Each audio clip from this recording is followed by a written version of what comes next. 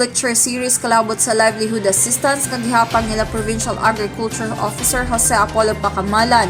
Kauban si Willie Chua ang pagro-consultant sa coconut industry ngadto sa mga magtutulo sa Libertad National High School. Miaging simana adunay bag-ong pagtulunan ang mga magtutulo nga madala nila sa ilang pagpauli silang tagsa-tagsa kapanimalay. Ehemplo na lamang niadtong adunay tanom sa mga lubi kun haing mapustan ug mamahimong mabaligya ang gamit nga bunot niini aron maka-income.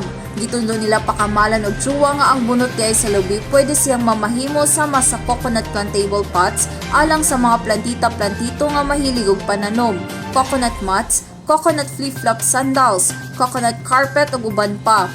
Mamahimo usab nila kining itudlo sa ilang mga estudyante, lakip sa ilang mga ginikanan ni atong anaan na nimuyo-layo sa syudad.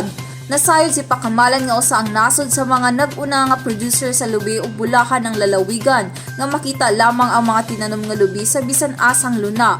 Gumikan sa kaabonda ni ini dinhi sa lalawigan, mamahimo nga mahatagan og pagtulunan ang kadaghanan sa pwede nga magamit o mapuslan sa lubi nga pwede mabaligya.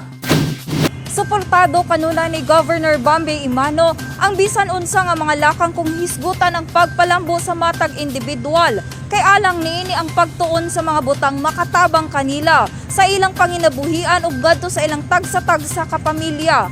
Ako si Lambo Ethel Ipanag alang sa limpyo ug matarong nga panggobyerno, padayon Pilipino.